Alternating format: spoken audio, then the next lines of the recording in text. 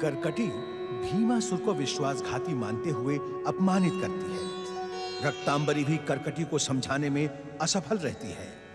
राक्षस वीरों की बात मानकर माता की प्रसन्नता के लिए भीमासुर स्वर्ग अभियान पर निकल पड़ता है।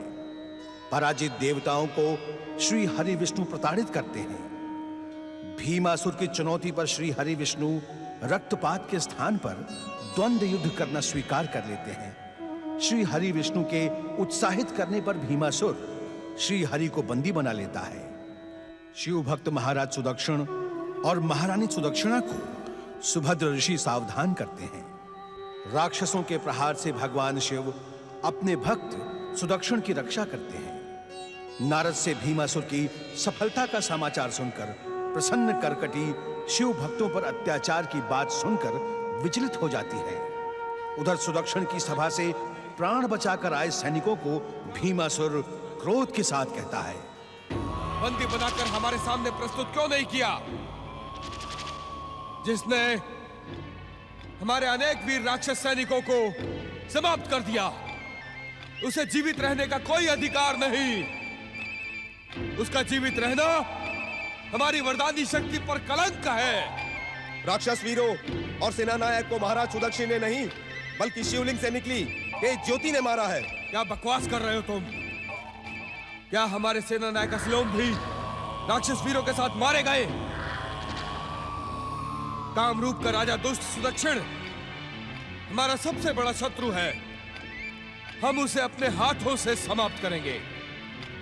राक्षस वीरों, कामरूप की ओर अभियान करो। पुत्र भीम, तू क्या किसी शिव भक्त को मारने जा रहा है? माता, तुम्हें किसने बताया कि मैं शिव भक्त को मारने जा रहा हूँ? उसी चोटी वाले नारद मुनि ने, जिसने तुझे ब्रह्मा जी की तपस्या का परामर्श दिया था। पुत्र, यदि तूने किसी शिव भक्त को सताने का प्रयास किया तो शिव का प्रकोप तुझे क्षमा नहीं करेगा पुत्र, नहीं करेगा। ब्रह्मा जी ने भी वरदान देते समय यही कहा था। पुत्र, तू अपने इस विचार को त्याग दे पुत्र, विचार को त्याग दे। हाँ, जिस सुदक्षिण ने मेरे सेना नायक असलोम और अनेक राक्षस वीरों को समाप्त कर दिया, मैं उसे जीवित नहीं छोड़ूंगा माता। यदि मैंने उस दुष्ट सुदक्षिण को दंडित ना किया तो मुझे इस पृथ्वी का सम्राट कौन स्वीकार करेगा? नहीं पुत्र, मैं तुझे इस प्रकार मरने नहीं दूंगी पुत्र, मैं तुझे जाने नहीं दूंगी। मेरा मार्ग छोड़ो माता, मुझे जाने दो। नहीं पुत्र, मैं तुझे जाने नहीं दूंगी। तुम मुझे रोकने वाली कौन होती हो? वरदान पाते ही तुमने मेरा साथ छोड़ दिया। अब मैं भी तुम्हारी बात नहीं मानूंगा। जाऊंगा, अवश्य जाऊंगा। अब मेरी तलवार की प्यास सुदक्षिण के रक्त से ही बुझेगी। नहीं पुत्र, मैं तुझे नहीं जाने दूंगी। तू नहीं जाएगा, कहीं नहीं जाएगा तू। मैं जाऊंगा, अवश्य जाऊंगा। मुझे मृत्यु स्वीकार है, परंतु एक राक्षस द्रोही और पिता के विश्वासघाती का संबोधन नहीं।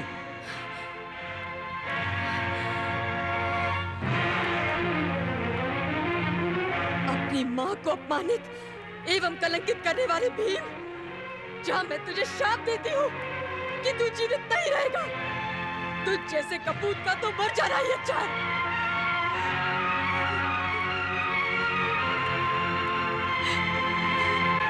महाराज, आपका विचार अति उत्तम है। आज से हम निरंतर शिव पूजन का संकल्प प्रारंभ कर देंगे। आज के बाद हम प्रतिदिन भगवान शिव का व्रत करेंगे और फलाहार करते हुए अपने जीवन का हर क्षण शिव चरणों में समर्पित कर देंगे। तो समय का सदुपयोग करते हुए हमें अपने संकल्प को अभी से प्रारंभ कर देना चाहिए महारानी। अनर्थ हो गया महाराज। वरदानी भीमासुर ने कामरूप देश पर आक्रमण किया है। निर्दोष प्रजाजनों और हमारे सैनिकों को मारते हुए भीमासुर इसी ओर आ रहा है। अब क्या होगा महाराज? भगवान शिव हमारे रक्षक हैं। जिस प्रकार से भीमासुर के सैनिकों से आशुतोष शिव ने पहले भी हमारी रक्षा की थी, उसी प्रकार अब भी करेंगे। देवी सुदक्षिणा, हम शिव पूजन का संकल्प लेकर निकले हैं। पहले हम भगवान शिव का आशीर्वाद प्राप्त करेंगे, फिर हम भीमासुर से युद्ध करेंगे।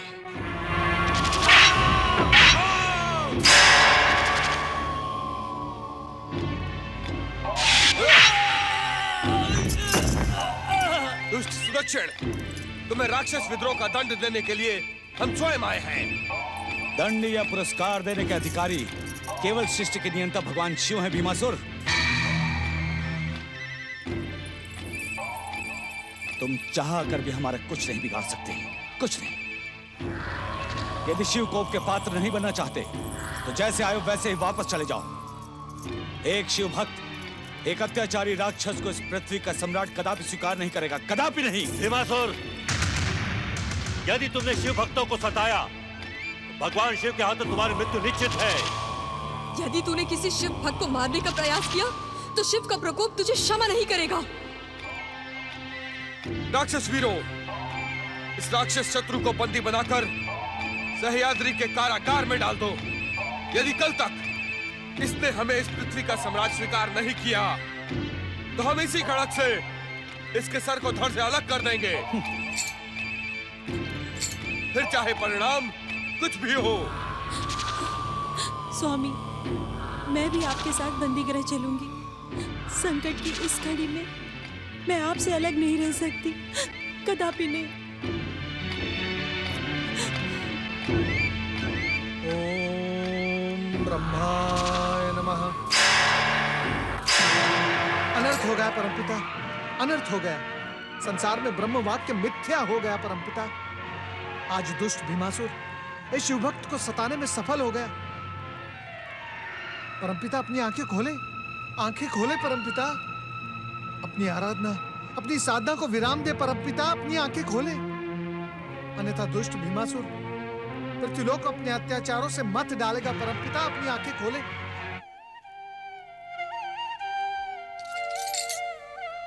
नारद, अत्याचारी का अंत उसके अत्याचार के साथ होना सुनिश्चित हो जाता है। इसलिए इस समय तुम उत्तेजित और विचलित न हो और ध्यान से हमारी बात सुनो। इस समय तुम्हें तुम्हारे कर्तव्य पुकार रहे हैं। मेरे कर्तव्य? नारायण नारायण, मैं कुछ समझा नहीं परमपिता। नारद, महाराज सुदक्षिण और महारानी सुदक्षिणा की शिव भक्ति ही अत्याचारी भीमासुर के अंत का कारण बनेगी। इसलिए उन दोनों को अपने जीवन का हर पल शिव चरणों में समर्पित करना होगा। तुम सह्याद्री के कारागृह जाकर कामरूप के महाराज सुदक्षिण और महारानी सुदक्षिणा की हर प्रकार से सहायता करो। जो आज्ञा परमपिता। ओम नमः शिवाय।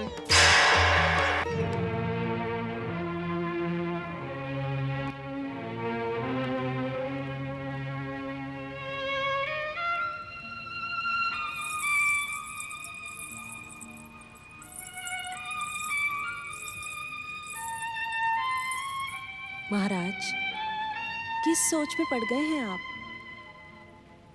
हम कितनी बार आपसे पूछ चुके हैं, लेकिन आप हमारे प्रश्न का उत्तर ही नहीं देते।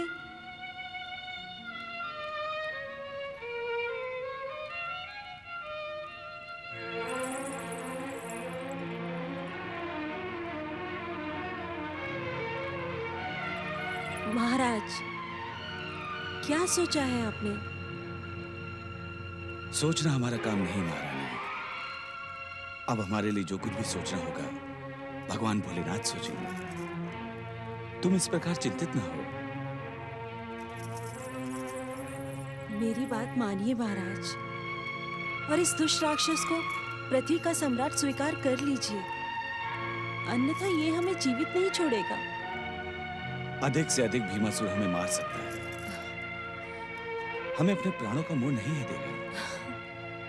जीवन और मृत्यु तो भगवान शिव के अधीन है। यदि शिव इच्छा होगी तो हमें मृत्यु भी स्वीकार है, परंतु प्राण रहते हम अपनी शिव भक्ति पर कोई आँच नहीं आने देंगे। देवी, हमने निरंतर शिव पूजन का जो संकल्प लिया था उसमें बहुत विलंब हो चुका है। अब हमें एक क्षण भी व्यर्थ किए बिना स्वयं को शिव चरणों में समर्पित कर देना चाहिए। ये आप क्या कह रहे हैं महाराज? इस कारागृह में ना तो शिवलिंग है और ना शिव पूजन के योग्य कोई सामग्री। हम पूजन कैसे करेंगे? भगवान न पूजन सामग्री के भूखे होते हैं और न ही आडंबर के। भगवान तो भाव और भावना देखते हैं। देवी, भगवान शिव शंकर हमारे हृदय में विराजमान हैं। हम उन्हीं को साक्षी मानकर अपने संकल्प का पूजन प्रारंभ करेंगे। ओम नमः शिवाय, ओम नमः शिवाय, ओम नमः शिवाय, ओम नमः शिवाय।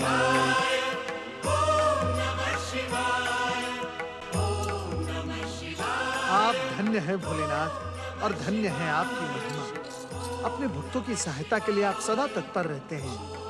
मेरे यहाँ पहुँचने से पहले आप अपने भक्तों की सफलता के लिए अदृश्य रूप से पधार गए। ओम नमः शिवाय, ओम नमः शिवाय। ओम नमः शिवाय। भोलेनाथ, भोलेनाथ, जब आप इस सह्याद्री के कारागृह में पधार ही गए हैं तो कृपया अपने इन भक्तों को अपने साक्षात दर्शन भी दें।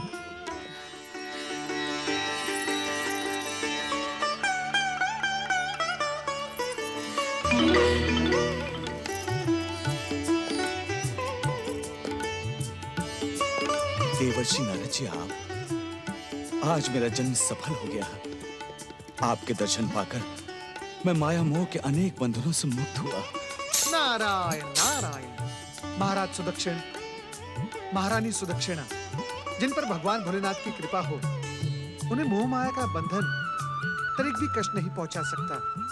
परमपिता ब्रह्मा जी की आज्ञा से जो संदेश मैं यहाँ सुनाने आया था, शिव इच्छा से वो संदेश मेरे आने से पूर्व ही यहाँ पहुंच चुका है।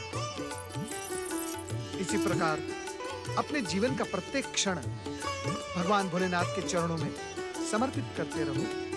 भगवान भोलेनाथ आप दोनों की रक्षा करेंगे और अत्याचारी को दंडित भी करेंगे। यही परमपिता ब्रह्मा जी का संदेश है। आप दोनों का कल्याण हो। ओम नमः शिवाय।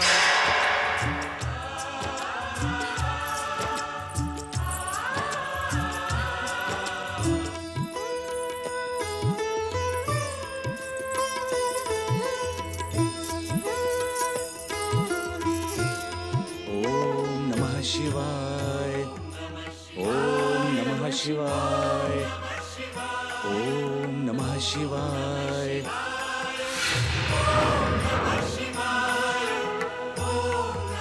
दुष्ट सुदक्षिण, तू अपनी तंत्र मंत्र की शक्ति से मुझे इस कारागृह में नष्ट करने के लिए शिव पूजन कर रहा है, किंतु मैं तुझे अपने अमंगल का कोई काम नहीं करने दूंगा।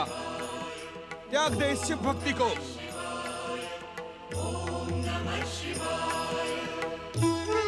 यदि तूने मुझे अभी और इसी समय इस संसार का सम्राट स्वीकार नहीं किया तो मैं ब्रह्मा की चेतावनी और अपनी माता करकटी की बात को भूलकर तुम दोनों को यमलोक पहुंचा दूंगा।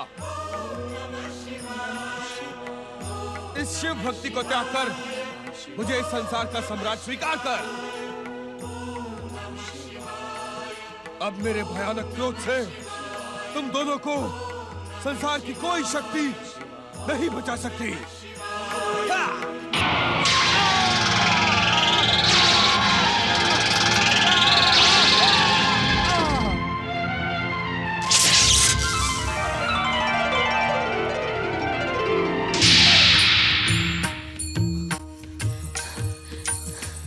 जय हो प्रभु।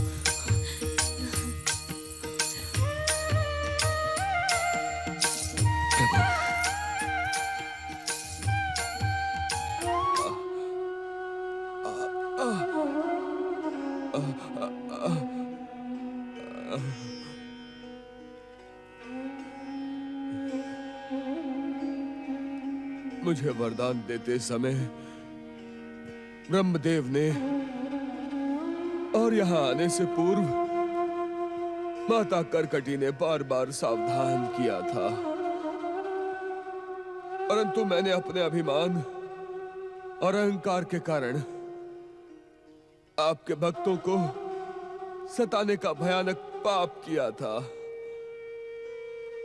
हे भोलेनाथ, मैं पापी हूं, अपराधी हूं, परंतु आप तो दया के सागर हैं, क्षमा के प्रतीक हैं। हो सके तो मुझे क्षमा कर दीजिएगा। कुछ ऐसा करें प्रभु जिससे मेरा नाम आपके नाम के साथ जुड़ जाए, जिससे भविष्य और संसार में कोई भी मुझ जैसा दुष्कर्म करने का दुस्साहस ना करे और मेरी मृत्यु सार्थक हो। ओम नमः शिवाय, ओम नमः शिवाय, ओम नमः शिवाय, ओम नमः शिवाय।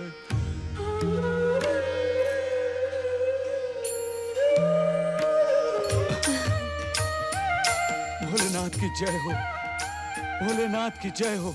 हे आशुतोष भगवान शिव, हम भक्तों पर कृपा करने के लिए और हमारी भक्ति का मान बढ़ाने के लिए आप इस शिवलिंग में सदा सदा के लिए निवास करिए प्रभु, निवास करिए।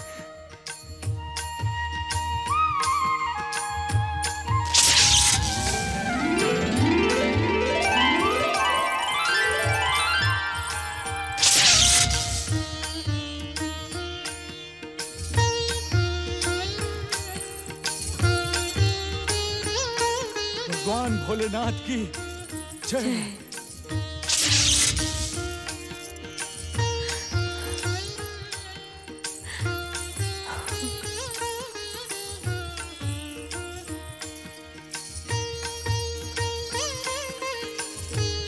नमः शिवाय, नमः शिवाय। भगवान शिव शंकर की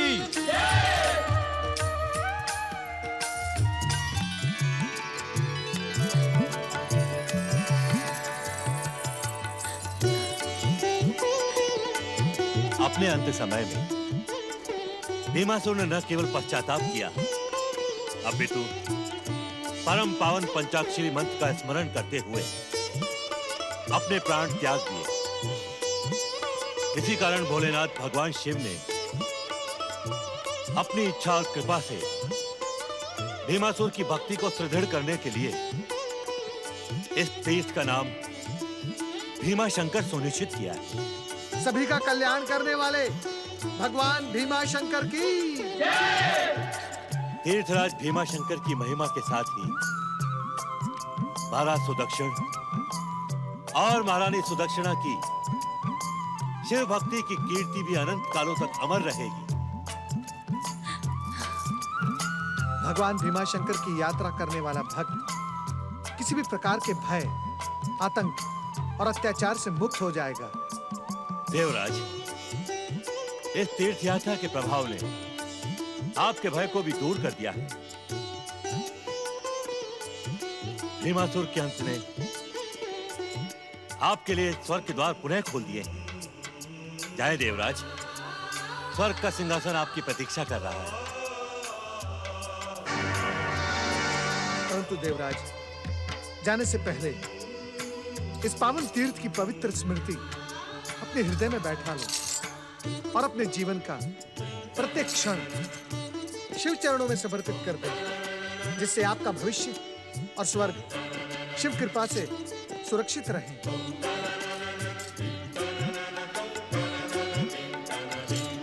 भय मुक्त करने वाले भगवान श्री भीमा शंकर की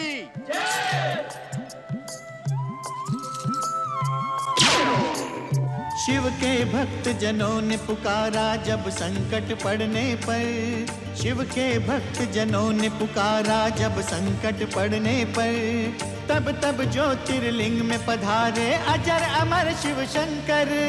अजर अमर शिव शंकर, अजर अमर शिव शंकर, अजर अमर शिव शंकर, अजर अमर शिव शंकर, अजर अमर शिव शंकर, अजर अमर शिव शंकर, अजर अमर शिव शंकर, अजर अमर शिव शंकर।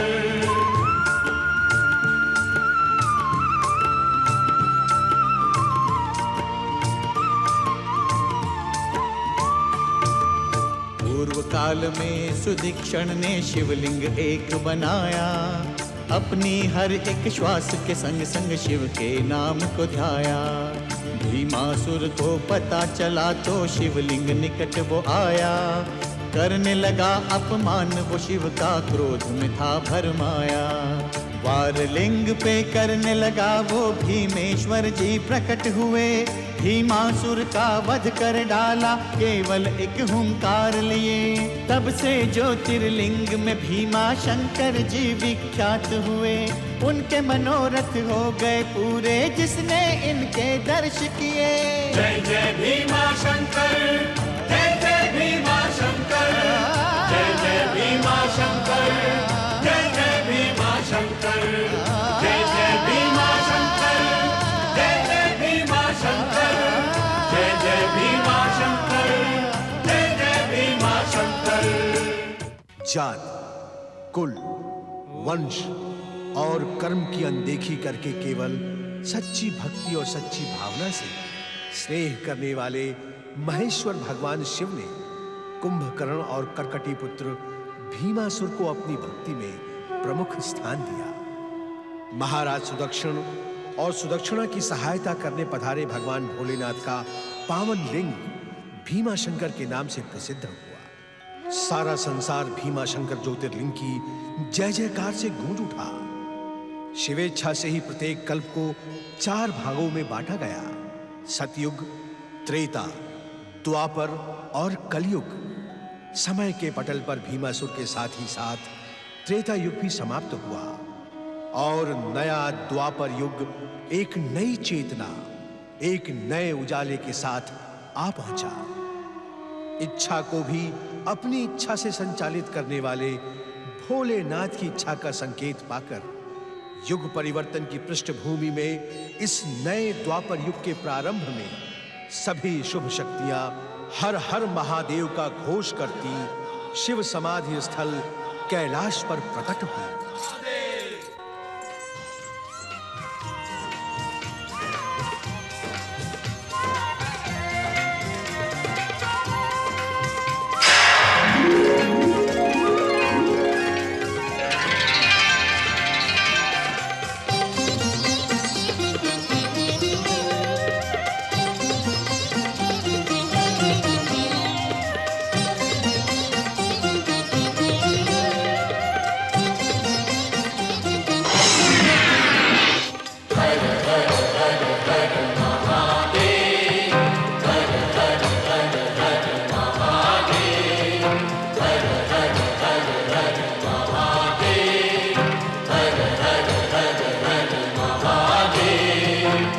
सब देवों के देव तुम ही हो, सब देवों के देव तुम ही हो, हर हर हर हर महादेव।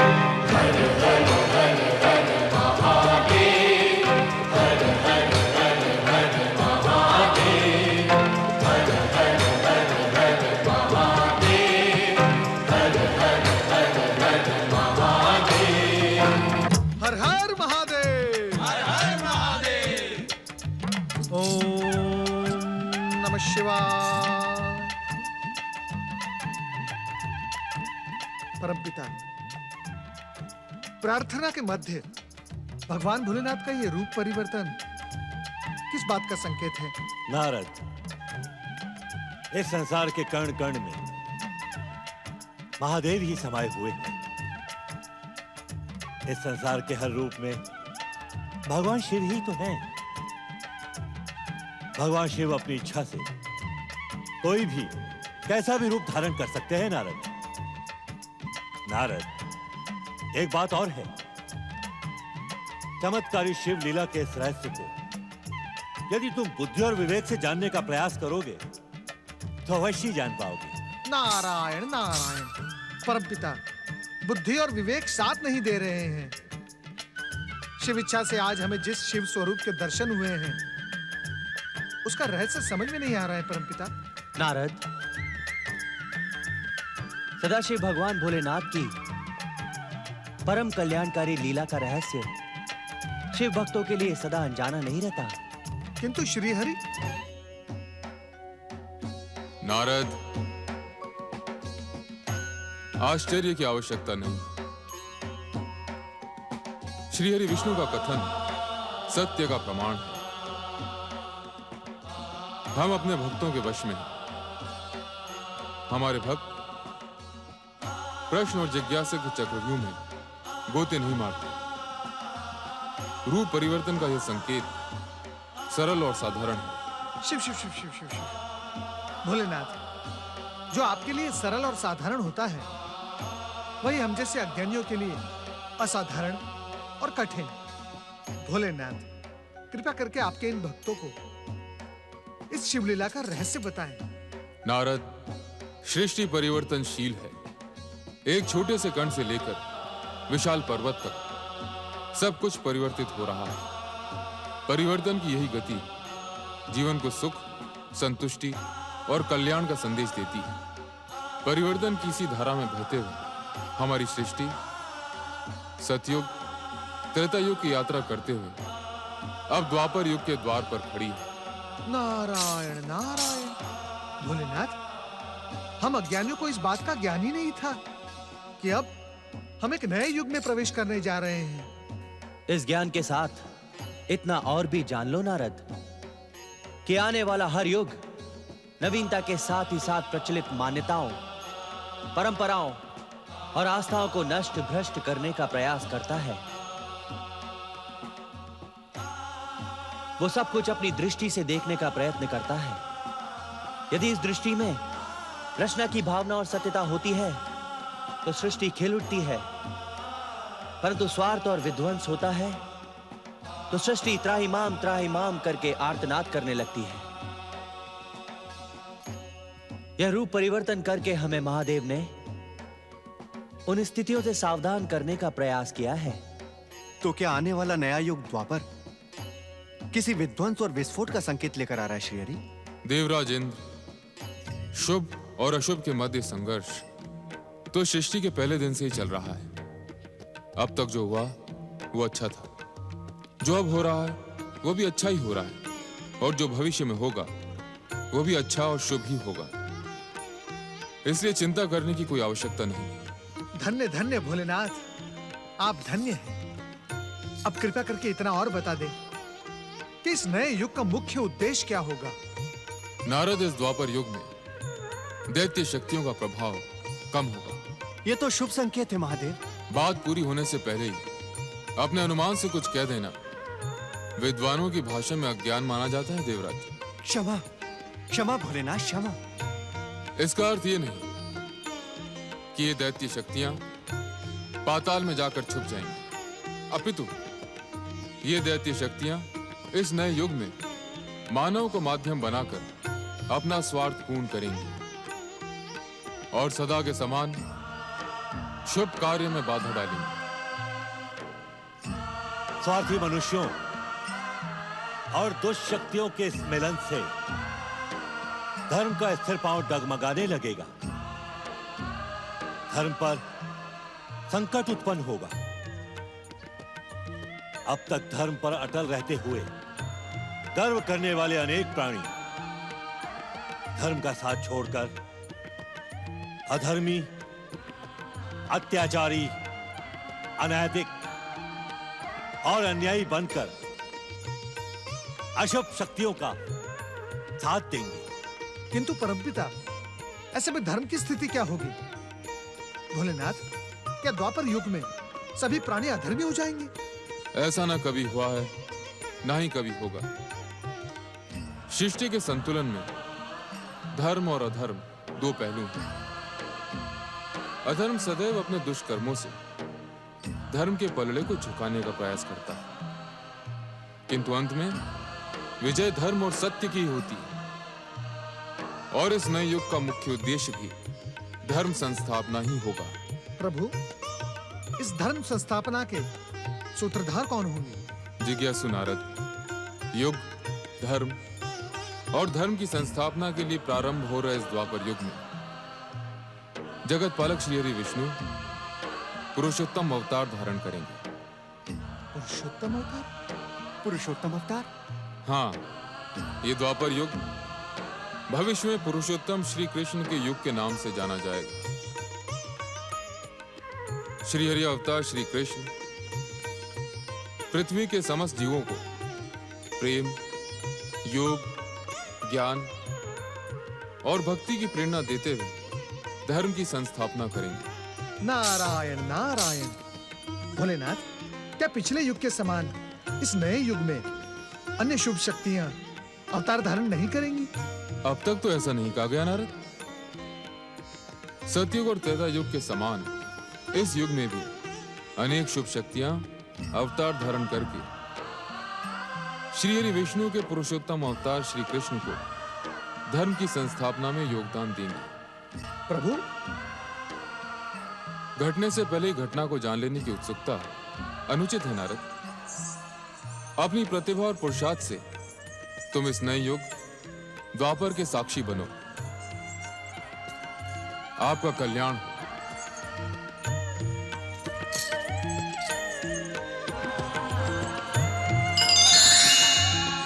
नए युग का साक्षी बनने के लिए नारद के साथ ही साथ सभी शुभ शक्तियां अपने अपने धाम को लौट गईं। शिवेच्छा से सृष्टि की अनंत यात्रा में द्वापर युग का प्रारंभ हुआ। ऋषिपुत्री शकुंतला और महाराज दुष्यंत के प्रेम से जन्मे महाराज भरत के नाम से ऋषियों की इस पवित्र आर्य भूमि को भारतवर्ष के नाम से भी संबोधित किया गया। परम शक्तिशाली शिव भक्त और सत्य पर आस्था रखने वाले महाराज भरत के नाम से भारतवर्ष में वीरों को जन्म देने वाले भरत कुल की परंपरा चल पड़ी। इसी महान कुल में समय के साथ जन्मांध धृतराष्ट्र, पांडु और दासी पुत्र विदुर का जन्म हुआ। महाराज धृतराष्ट्र के पुत्र कौरव और महाराज पांडु के पुत्र पांडव कहलाए। स्वार्थ भरी महत्वाकांक्षा और प्रतिशोध से जलते कौरवों ने अपने मामा शकुनी की कुटिल नीति को द्यूत के पांसों पर सफल बनाते हुए पांडवों को पराजित कर 12 वर्ष के वनवास और 1 वर्ष का कठोर अज्ञातवास झेलने पर विवश कर दिया। ज्येष्ठ कुरुपुत्र दुर्योधन अपनी इस सफलता से अभिमान के शिखर पर जा बैठा। अभिमानी दुर्योधन ने अट्टहास करते अपने भाई दुशासन से कहा, भरी सभा में द्रौपदी का चीर हरण करके तुमने वीरता का ढोंग करने वाले पांडवों को कहीं मुंह दिखाने के योग्य नहीं छोड़ा। आप सत्य कहते हैं भ्राताश्री। मुझे पूरा विश्वास है कि हस्तिनापुर से निकलकर अपमान और कलंक का दंश धोने के लिए पांडव चुल्लू भर पानी में डूब मरे होंगे। ऐसे घोर अपमान के बाद भ्राता कोई वीर जीवित नहीं रह सकता। परंतु अभी तक मेरे घोर शत्रु पांडवों के मृत्यु का समाचार क्यों नहीं आया? क्यों नहीं आया? कहीं ऐसा तो नहीं कि पांडवों को धूत क्रीड़ा में पराजित देखकर हमारे गुप्तचर सुस्त हो गए? सुस्त तो नहीं भ्राताश्री, परंतु निश्चिंत तो हम भी हो गए हैं। जब तक पांडव हमारे सामने शत्रु बनकर हस्तिनापुर में थे, तब तक हम दिन रात उन्हें नीचा दिखाने की योजना बनाते रहते थे। अब जबकि द्यूत क्रीड़ा में पांडव पराजित होकर 12 वर्षों का वनवास और 1 वर्ष के कठोर अज्ञातवास के लिए निकल चुके हैं, तब मानो ऐसा लगता है कि हमारे लिए कोई काम ही ना बचा हो। अनुज, मैं पांडवों की ओर से बिल्कुल निश्चिंत हो गया हूं। लज्जा के दंश से भले ही पांडव जीवित बच जाएं, परंतु वन का कठोर जीवन उनके मनोबल को नष्ट भ्रष्ट कर देगा। पांडु, प्रणाम मामा श्री। आयुष्मान बाबा। मामा श्री, जब से आपने पांडवों को धूत क्रीड़ा में पराजित किया है, तब से आपके चलने, आपके उठने, आपके बैठने, आपके सोचने में विजय का विजय घोष सुनाई देता है। विजय वीर मामा श्री की जय हो। दुशासन बोलो, विजय वीर मामा श्री की जय हो। भांजो, मैंने सदैव तुमसे ये कहा है कि ये केवल मेरे पासे नहीं है, ये तो मेरी सेना है, सेना। मामा श्री, मुझे तो पूरा विश्वास है कि सोते जागते हर समय पांडवों को आपके पासों की सेना दिखाई देती होगी। हतभागा युधिष्ठिर तो चौंक चौंक कर पौ बारा कहते हुए रात में भी उठ बैठता होगा। सावधान भाइयों, सावधान रहो। ये जो मेरे पासों की सेना है ना, इन्हीं के कारण तुम्हें आज ये महान अवसर और विजयश्री प्राप्त हुई है। परंतु कहीं ऐसा ना हो, कहीं ऐसा ना हो कि 13 वर्षों के पश्चात वो पांडव वापस यहाँ आकर अपने राज्य की मांग करने लगे। असंभव, असंभव मामा श्री, क्योंकि जिस ओर पांडव गए हैं वहां से हस्तिनापुर लौट कर आने का कोई मार्ग नहीं है मामा श्री। भ्राता श्री ठीक कहते हैं मामा श्री। अब पांडव नहीं, पांडवों की मृत्यु का दुख भरा समाचार लौट कर आएगा। हाँ मामा श्री, हाँ, मैं भी उसी समाचार की प्रतीक्षा कर रहा हूं। बस भांजो, ये महान अवसर हंसी ठट्टों में उड़ा देने वाला नहीं है। याद रहे कि जब तक तुम्हारे शत्रु ये पांडव जीवित हैं, तब तक तुम इस राज्य के एक छत्र सम्राट कभी नहीं बन सकते दुर्योधन। क्योंकि तुम्हारे शत्रु का जीवित रहना तुम्हारे लिए संकट का एक बड़ा कारण बन सकता है। इसलिए तुम्हारे लिए अच्छा यही रहेगा कि तुम अपने आमोद प्रमोद और हंसी ठट्टों को भूलकर इस समय ये विचार करो कि शत्रु को कैसे समाप्त करना है। भांजे, पति और सैनिकों की मृत्यु से उत्तेजित भीमासुर अपनी माता करकटी को अपमानित कर कामरूप की ओर अभियान करता है। सुदक्षिण और सुदक्षिणा स्वयं को शिव भक्ति में समर्पित कर देने का निश्चय करते हैं। भीमासुर सुदक्षिण और सुदक्षिणा को बंदी बनाकर काम रूप पर अधिकार कर लेता है। शिव पूजन को तंत्र मंत्र का प्रयोग समझकर उत्तेजित भीमासुर प्रहार के लिए हाथ उठाता है, पर तभी शिव शंकर प्रकट होकर हुंकार मात्र से भीमासुर का अंत कर देते हैं। सभी शुभ शक्तियां प्रकट होकर भीमासुर ज्योतिर्लिंग की महिमा का गुणगान करती हैं। युग परिवर्तन के साथ शिव शंकर के रूप परिवर्तन को देख सभी चकित होते हैं। उधर द्यूत क्रीड़ा में पांडवों की पराजय से उन्मत्त दुर्योधन ने मामा शकुनी से कहा, मामा श्री, मार्ग के इन कांटों को मैं जड़ मूल के साथ उखाड़ कर फेंक देना चाहता हूं, परंतु मामा श्री, मुझे ऐसा कोई उपाय, ऐसा कोई विचार दिखाई नहीं देता जिससे सांप भी मर जाए और लाठी भी न टूटे। हाँ मामा श्री, हमें छोड़कर हस्तिनापुर का हर व्यक्ति पांडवों में आस्था रखता है। द्यूत में आपने पांडवों को द्यूत के नियम अनुसार ही हराया, परंतु भ्राताश्री को कितनी निंदा झेलनी पड़ी, कितने ही आरोप और प्रत्यारोप सहने पड़े। इसलिए हम चाहते हैं कि पांडवों को किसी ऐसी योजना से समाप्त किया जाए जिससे भ्राताश्री को कोई भी निंदा, आरोप, प्रत्यारोप ना लगे। मुझे किसी आरोप, प्रत्यारोप और निंदा की चिंता नहीं है दुशासन। मैं तो केवल इस सत्य को जानता हूं कि हस्तिनापुर का सच्चा उत्तराधिकारी मैं हूं। केवल नेत्रहीन हो जाने से मेरे पिताश्री के साथ जो अन्याय हुआ, वो अन्याय मेरे साथ नहीं हो सकता, क्योंकि हस्तिनापुर के राज सिंहासन पर मैं, हस्तिनापुर नरेश महाराज धृतराष्ट्र का ज्येष्ठ पुत्र दुर्योधन ही बैठेगा और कोई नहीं। परंतु मामा श्री, आप मुझे कोई ऐसा उपाय बताएं मामा श्री, जिसमें हमें कुछ न करना पड़े, कुछ नहीं। पांडे, यही उपाय तो मैं लेकर आया हूं तुम्हारे पास, यही उपाय। भांजे, तुम्हें हस्तिनापुर के राज सिंहासन पर बैठा देखने के लिए मेरी आंखें तड़प रही हैं, मेरी आंखें तड़प रही हैं भांजे। महाराज दुर्योधन की जय जयकार सुनने के लिए मेरे कान तरस रहे हैं। परंतु मैं ये भी अच्छी तरह से जानता हूं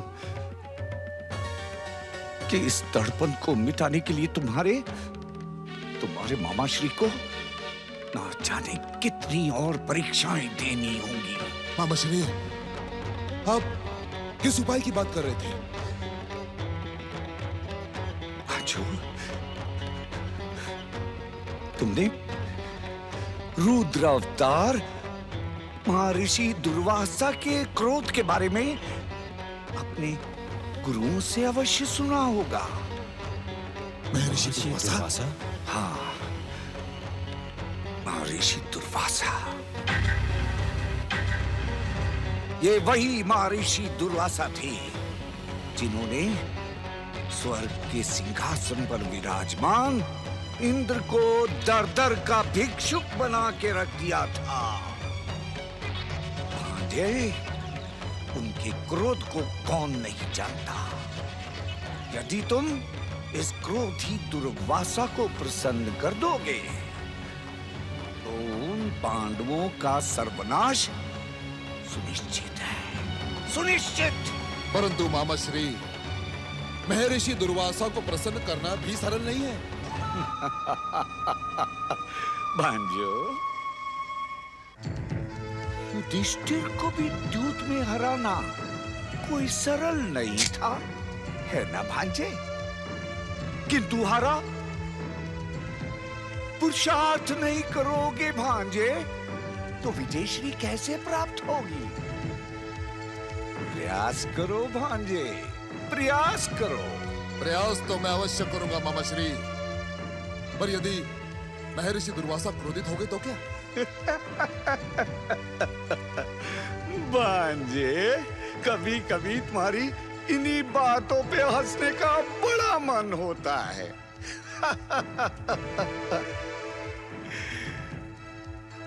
अबोध बालकों की तरह बातें करते हो भांजे। अरे, तुम उन्हें ऐसा अवसर ही ना देना। और फिर तुम क्या अपने मामाश्री को नहीं जानते? बड़े बड़े क्रोधियों को वश में करना तुम्हारे मामाश्री भली भांति जानते हैं भांजे, भली भांति जानते हैं। और कौरवों के सौभाग्य से तो इस समय महर्षि दुर्वासा अपनी शिष्य मंडली के साथ यही हस्तिनापुर राज्य की सीमाओं में प्रवास कर रहे हैं। इससे अच्छा अवसर आ ही नहीं सकता भांजे। बस तुम तो केवल महामंत्री विदुर को यह आदेश दो कि वो महर्षि दुर्वासा की राजकीय सेवा और स्वागत की यथोचित व्यवस्था करें।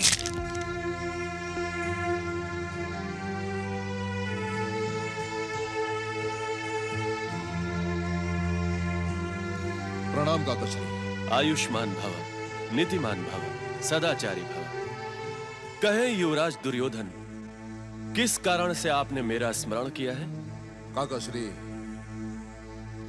कौरवों के पुण्य प्रभाव से प्रसन्न होकर धर्म की साक्षात मूर्ति रुद्र अवतार महर्षि दुर्वासा इन दिनों हस्तिनापुर के सीमाओं में प्रवास कर रहे हैं।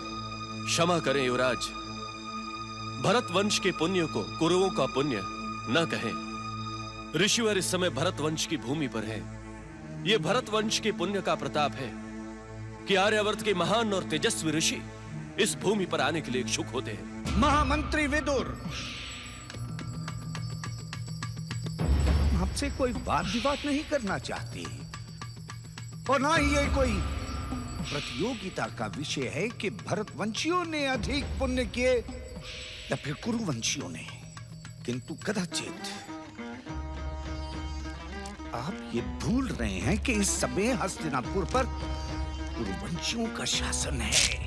केवल शासन हो जाने से ये बात सिद्ध नहीं होती गांधार नरेश शकुनी।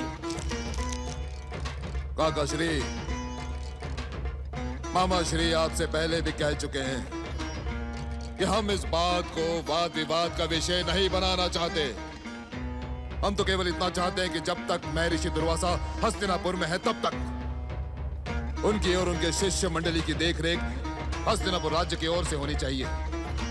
सुंदर, अति सुंदर। युवराज का विचार प्रशंसा के योग्य है, परंतु हस्तिनापुर का महामंत्री होने के नाते मैं आपको सावधान कर देना चाहता हूं। यदि आप रुद्रावतार महर्षि दुर्वासा का उपयोग अपने व्यक्तिगत कार्य सिद्धि के लिए करना चाहते हैं तो युवराज न करें, क्योंकि महर्षि दुर्वासा का क्रोध और शाप भय और विध्वंस का ही दूसरा नाम है। काका श्री, मुझे इस नीति ज्ञान की आवश्यकता नहीं है।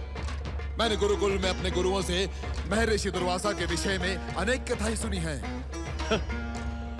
मैं जानता हूं युवराज, आपने गुरुकुल में बहुत सारी कथाओं का श्रवण किया है, और मैं ये भी जानता हूं कि आपने उन कथाओं का मनन नहीं किया है। आप हस्तिनापुर के युवराज और भावी सम्राट का अपमान कर रहे हैं महामंत्री विदुर। ये अपमान नहीं, सत्य का ज्ञान है गांधार नरेश शकुनी, जिसे कह देना मैं अपना कर्तव्य समझता हूं।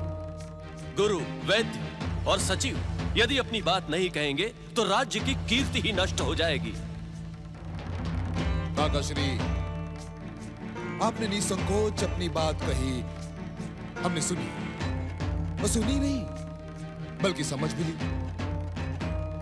हम इस बात से सावधान हैं काका श्री कि महर्षि दुर्वासा का क्रोध हमारे सर्वनाश का कारण बन सकता है, और इसी कारण काका श्री हम महर्षि दुर्वासा को प्रसन्न करना चाहते हैं। और इतना ही नहीं काका श्री, हम उनकी सेवा करके अपने सौभाग्य में वृद्धि करना चाहते हैं। ऐसा ही होगा युवराज।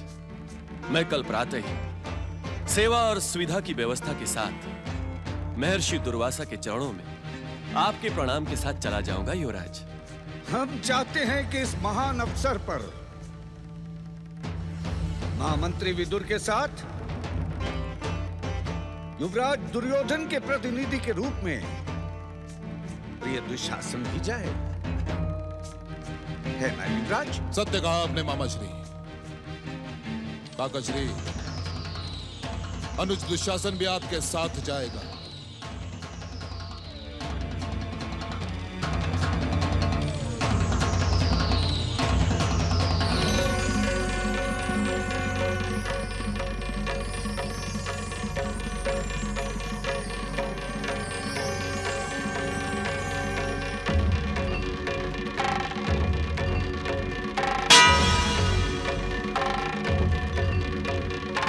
युवराज की जय हो।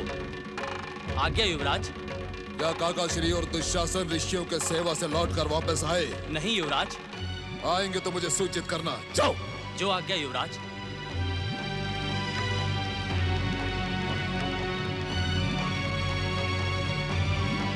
अब तो मुझे भी चिंता होने लगी है भांजे।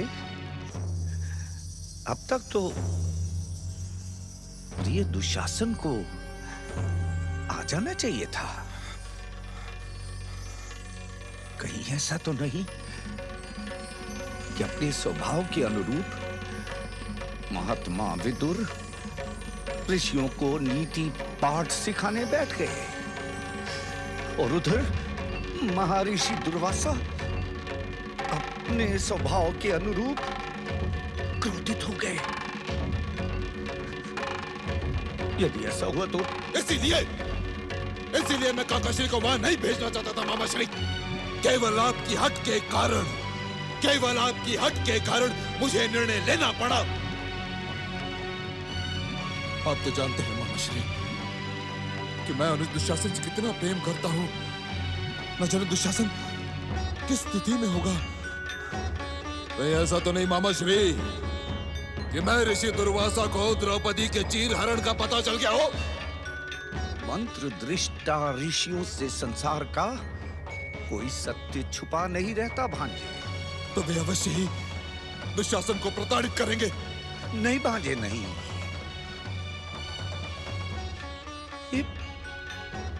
ये ऋषि मुनि पुरानी घटनाओं को माध्यम बनाकर अपनी बातें नहीं किया करते। अरे ये तो सेवा और भावना से प्रसन्न हो जाते हैं। और मुझे पूरा विश्वास है भांजे कि दुशासन की सेवा से ये लोग अवश्य प्रसन्न होंगे। हाँ, और आपका विश्वास कभी असत्य नहीं हो सकता मामा श्री। देखा ना? आओ अनुज आओ, मुझे तुम्हारी चिंता हो रही थी।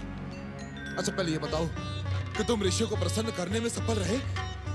भविष्य और विधाता जिसके साथ हो वो कभी असफल नहीं हो सकता भ्राताश्री।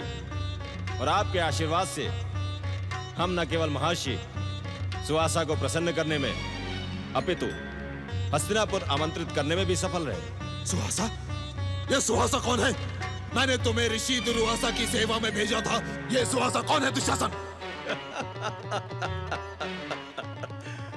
भांजे सुवासा नहीं जानते? ये सुवासा महर्षि दुर्वासा ही तो हैं। इनके क्रोध और आक्रोश के कारण जनता इन्हें सुवासा नहीं दुर्वासा पुकारने लगी। और फिर समय के साथ साथ इसी नाम से ये प्रचलित और प्रसिद्ध हुए। ठीक वैसे ही भांजे, इस प्रकार तुम्हारा नाम हम सब ने सुयोधन रखा था। हाय हाय कितना प्यारा नाम था। किंतु इन पांडवों की कुटिलता से हस्तिनापुर के नागरिक तुम्हें दुर्योधन कह के संबोधित करने लगे। दुर्योधन। और अब तो तुमने भी ये नाम स्वीकार कर लिया। अर्थात समाज के जिस हीन मनोवृत्ति ने मुझे अपना शिकार बनाया, लगभग वैसी हीन भावना के शिकार महर्षि सुवासा भी हुए हैं।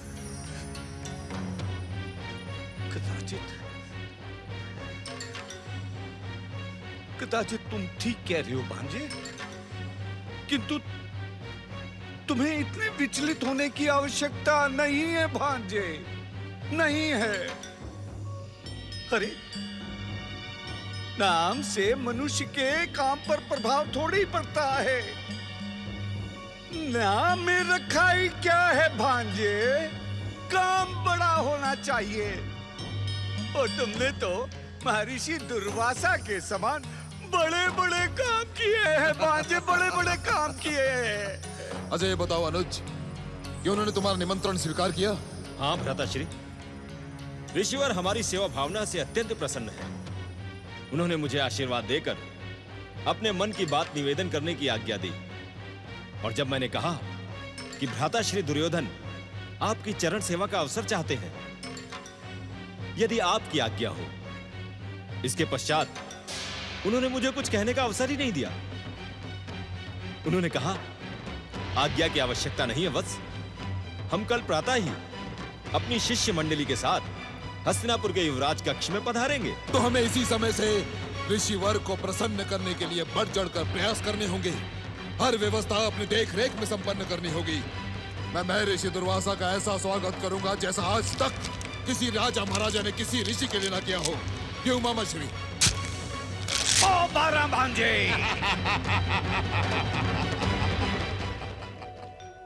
रुद्र अवतार महर्षि सुवासा की, रुद्र अवतार महर्षि सुवासा की, रुद्र अवतार महर्षि सुवासा की, रुद्र अवतार महर्षि सुवासा की।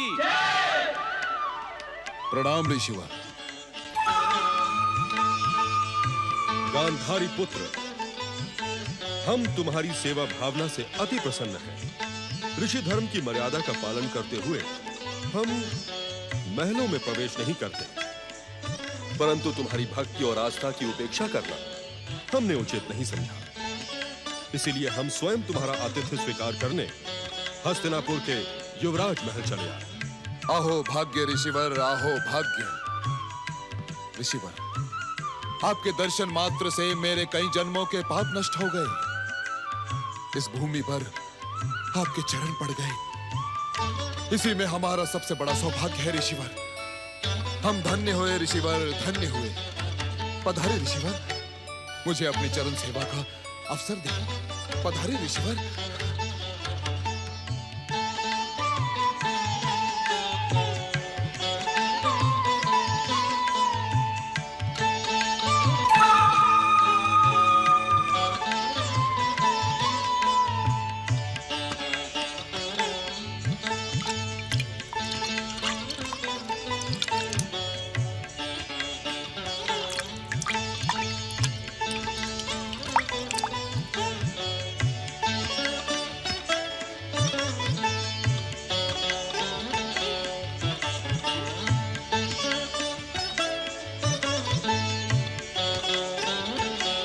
रुद्र अवतार महर्षि सुवासा की, रुद्र अवतार महर्षि सुवासा की, रुद्र अवतार महर्षि सुवासा की, रुद्र अवतार महर्षि सुवासा की, रुद्र अवतार महर्षि सुवासा की, रुद्र अवतार महर्षि सुवासा की।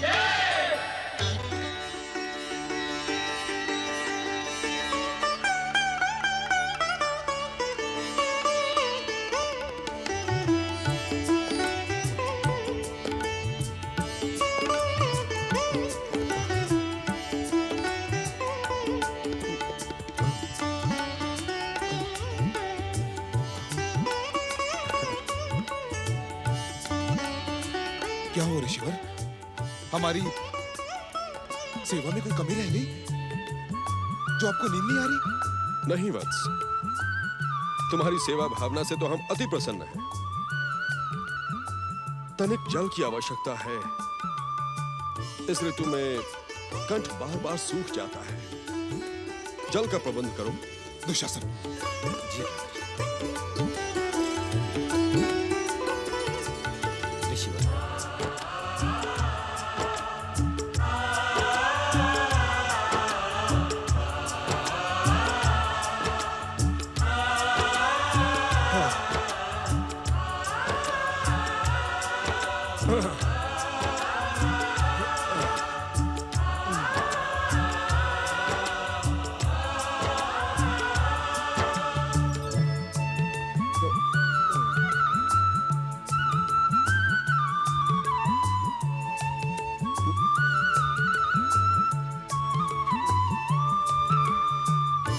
क्या हमसे कोई भूल हो गई ऋषिवर? नहीं वत्स, और एक बात जान लो प्रिय सुयोधन, कि भूल हो जाने पर मैं रुद्रावतार सुवासा भूल सुधारने का अवसर नहीं देता।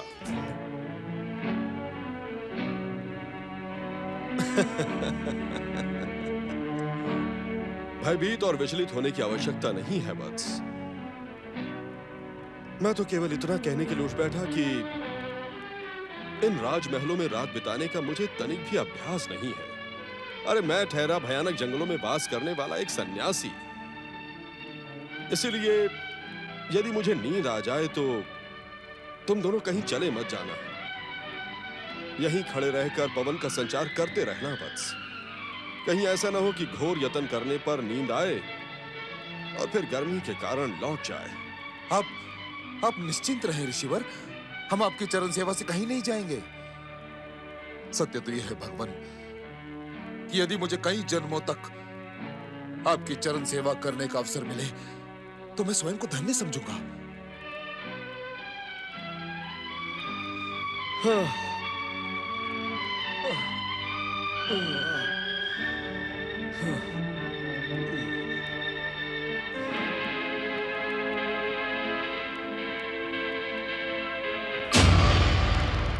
मामा श्री, आपने परीक्षा के किस ब्रह्मजाल में मुझे उलझा दिया है? अपने क्रोध का उल्लेख कर करके उस ऋषि दुर्वासा ने मुझे विचलित कर दिया है। विचलित हो गया हूं मैं। अरे एक क्षण भी उनकी सेवा से दूर नहीं हो सकता मैं। मेरी समझ में नहीं आ रहा कि मैं क्या करूं, क्या करूं मैं? मामा श्री, मदिरा पीना तो दूर, मदिरा को देखे पता नहीं कितने दिन बीत गए, कितने दिन। मुझसे नहीं होती है ऋषि सेवा, नहीं होती। और रही बात पांडवों की, मैं उन्हें अपने बाहुबल और अपने पराक्रम से जीत लूंगा। आप बस मेरा एक कार्य करें मामा श्री, उस ऋषि दुर्वासा को यहाँ से विदा करें। ओ मेरे प्रिय भांजे, मूर्खता की बातें नहीं किया करते। अब तुम बालक नहीं रहे, बड़े हो गए हो।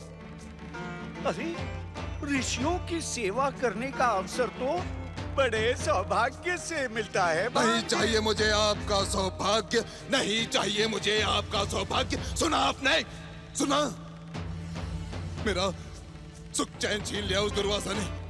मुझे तो लगता ही नहीं कि मैं हस्तिनापुर का युवराज हूँ। मुझे तो ऐसा लगता है कि मैं कोई चरण सेवक, कोई दास बन गया हूँ। नहीं भांजे, मैंने तुम्हें कई बार समझाया है भांजे, कुछ पाने के लिए कुछ खोना पड़ता है। अरे यदि तुम ऋषिवर दुर्वासा की सेवा करोगे तो वो तुम्हें मुंह मांगा वरदान देंगे। और उसके पश्चात उन पांडवों का सर्वनाश सुनिश्चित है। सर्वनाश तो तब होगा मामा श्री, जब ऋषिवर मुझ पर प्रसन्न होंगे और मुझसे वरदान मांगने के लिए कहेंगे। और वो दिन कभी नहीं आएगा, मैं जानता हूं कि वो दिन कभी नहीं आएगा। मामा श्री, मुझे तो ऐसा लगता है कि वो दुर्वासा हस्तिनापुर के राज सिंहासन पर बैठकर राज करना चाहता है हस्तिनापुर पर। अरे इतनी सुख सुविधाएं देखकर वो अपने ऋषि धर्म को भूल गया है। नहीं, नहीं, ये तुम्हारी भूल है भांजे। ऋषि कभी भी अपना ऋषि धर्म नहीं भूलते।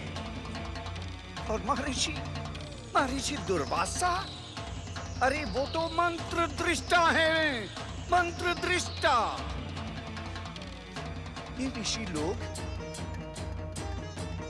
कुछ दिनों के लिए भी कहीं एक स्थान पर टिक कर नहीं रहते। इसीलिए तो इन्हें बहता पानी या रमता जोगी कहा जाता है भांजे। पुत्र दुर्योधन, यदि तुम 1-2 दिन के लिए ऋषिवर की सेवा कर लोगे, फिर देखोगे कि मामा श्री ठीक कहते थे, तुम्हारी हर मनोकामना वो पूरी कर देंगे। मुझे आपकी बात पर विश्वास नहीं होता मामा श्री। अब विश्वास करने के सिवा तुम्हारे पास और कोई मार्ग ही नहीं है दुर्योधन। ऋषिवर को हम ऐसे ही जाने के लिए तो नहीं कह सकते ना।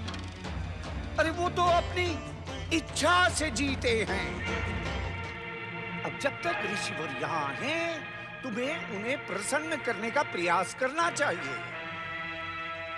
अब तो तुम्हें ये विचार करना चाहिए कि यदि ऋषिवर प्रसन्न हो गए तो उनसे वरदान क्या मांगोगे भांजे? क्या मांगूंगा? मांगने का अवसर आएगा ना मामा श्री, तो मैं केवल और केवल पांडवों का सर्वनाश मांगूंगा। नहीं नहीं भांजे, नहीं। पांडवों के सर्वनाश की बात रुद्रावतार दुर्वासा के सामने भूलकर भी ना करना, क्योंकि यदि तुमने ऐसा किया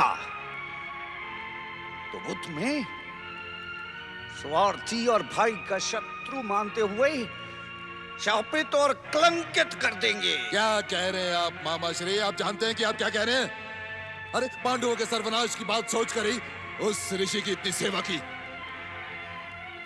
भांजे, सेवा करोगे तो ही तो मेवा मिलेगा, परंतु मेवा पाने के लिए मेवा मिष्ठान की भूमिका तो बनाओ। मामा श्री, मैं कुछ समझा नहीं। मैं समझाता हूं पुत्र दुर्योधन। देखो, यदि तुम ऋषिवर दुर्वासा के साथ पांडवों की शत्रुता की बात सीधे सीधे करोगे तो वो तुम्हें कभी वरदान नहीं देंगे भांजे। वो क्या कहते हैं कि जब कोई काम सीधी उंगली से ना हो तो उंगली टेढ़ी कर लेनी चाहिए भांजे। आपकी बातें मेरी समझ में नहीं आ रही है मामा श्री। भांजे, इसीलिए तो मैं तुम्हारा मामा श्री हूं। देखो भांजे, जब ऋषिवर प्रसन्न होकर तुमसे वरदान मांगने को कहें तो तुम हाथ जोड़कर बड़ी विनम्रता से कहना कि हे ऋषिवर, मुझे अपनी चरण भक्ति और सेवा का अवसर प्रदान करके आपने मुझे संसार का सर्वश्रेष्ठ वरदान दे दिया। बस मुझे तो अपने चरणों में ही रहने दीजिए, और यदि आप कुछ देना ही चाहते हैं तो एक बार, केवल एक बार अपनी सेवा का अवसर मेरे भाई पांडवों को प्रदान कर दीजिए। आप जानते हैं कि आप क्या कह रहे हैं? कहीं आपने मदिरा पान तो नहीं कर रखा है मामा श्री? नहीं भांजे, संसार की कोई भी मदिरा तुम्हारे मामा श्री को नहीं नचा सकती। अपितु तुम्हारे मामा श्री किसी भी मदिरा को नचा सकते हैं। परंतु मामा श्री, पांडवों के पास ऋषियों को भेजने का क्या उद्देश्य? मैं किसी भी मूल्य पर ऋषिवर को पांडवों के पास नहीं जाने दूंगा, माने नहीं जाने दूंगा। संकेत को समझो भांजे। पांडव इस समय वनवासी हैं, अभाव का जीवन व्यतीत कर रहे हैं। यदि इस समय ऋषिवर दुर्वासा अपने शिष्य मंडली के साथ उनके यहाँ अतिथि बनकर जाते हैं भांजे, तो वो उन्हें खिलाएंगे कैसे? अरे जिनका अपना खाने का ठिकाना ना हो वो किसी को क्या खिलाएगा?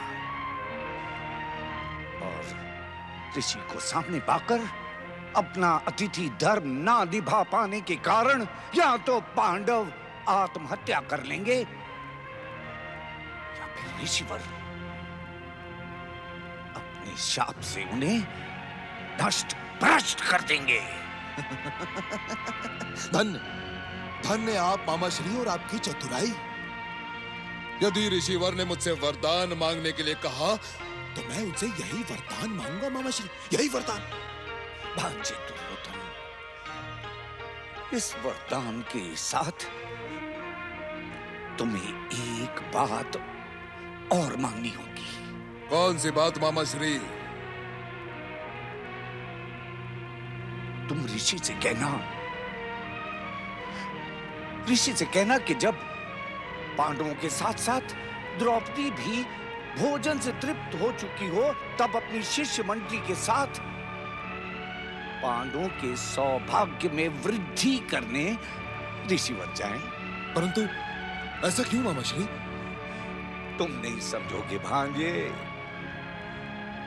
द्यूत से पराजित और अभाव से त्रस्त पांडवों के उद्धार के लिए पांडवों के कुल पुरोहित धौम्य ने युधिष्ठिर से सूर्य की आराधना कराई थी।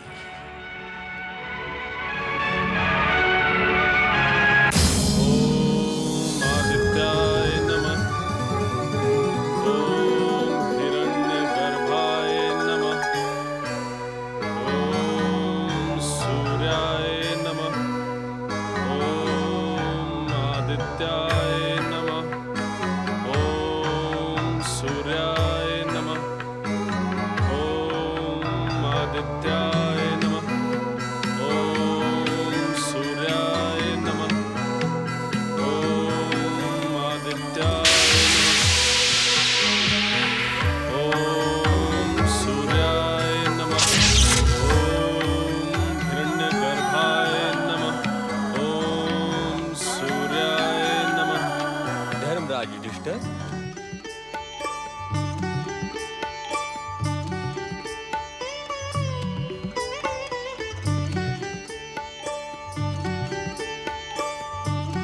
हे हिरण्यगर्भ भगवान सूर्य, आप अखिल संसार के नेत्र और समस्त प्राणियों की आत्मा हैं। आपके दर्शन पाकर मेरा जीवन धन्य हो गया। आपकी जय हो भगवान सूर्य, आपकी जय हो।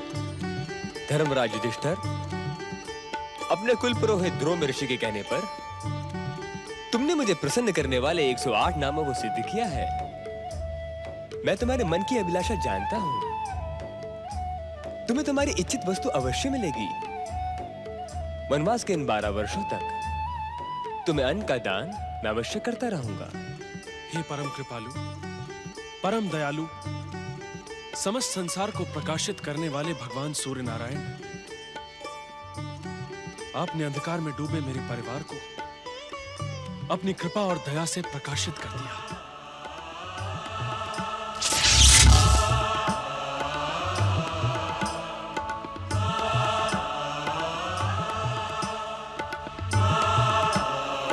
वत्स, ये अक्षय पात्र है। इसमें बना हुआ भोजन सदा अक्षय रहता है, अर्थात कभी समाप्त नहीं होता। तुम जितना भोजन चाहोगे इस पात्र से प्राप्त कर सकते हो। धर्मराज, तुम्हारे रसोई घर में जो कुछ भी फल, मूल, शाक आदि 4 प्रकार के भोजन की सामग्री बनाई गई हो, वो तब तक अक्षय रहेगी जब तक तुम्हारे घर की गृहिणी अर्थात तुम्हारी पत्नी द्रौपदी भोजन न कर ले। द्रौपदी के भोजन करने के बाद इस पात्र को पुनः धो मांज कर पवित्र कर दो, जिससे ये अगले दिन के भोजन की व्यवस्था कर सके। तुम्हारा कल्याण हो वत्स।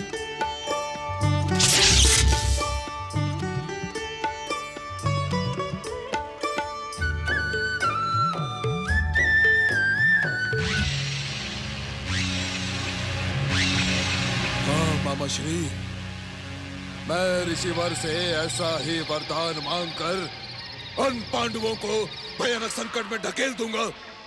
भ्राताश्री, भ्राताश्री, शुभ सूचना है भ्राताश्री। ऋषिवर ने अपने प्रस्थान की घोषणा कर दी है और वे शीघ्र ही आपको अपनी सेवा में बुला रहे हैं। अरे भांजे दुशासन, तुमने पुत्र ऋषिवर से अपने भ्राताश्री के बारे में क्या कहा? मैं मूर्ख नहीं हूं मामाश्री। जब ऋषिवर ने मुझसे भ्राताश्री के विषय में पूछा तो मैंने उनसे कह दिया कि भ्राताश्री आवश्यक राजकीय कार्य में व्यस्त हैं और वे शीघ्र ही आपकी सेवा में उपस्थित होंगे। अरे वाह वाह भांजे, तुम्हारी चतुराई तो प्रशंसा के योग्य होती जा रही है? ये सब आपके साथ और आशीर्वाद का नतीजा है मामाश्री। हाँ मामाश्री, मुझे आशीर्वाद दें कि मैं ऋषिवर से वो वरदान प्राप्त करने में सफल रहूं जिससे सूर्यदेव का अक्षय पात्र भी मैं ऋषि दुर्वासा के क्रोध से पांडवों की रक्षा ना कर सके। आशीर्वाद दें। बस विजयी भवा सुयोधन, विजयी भवा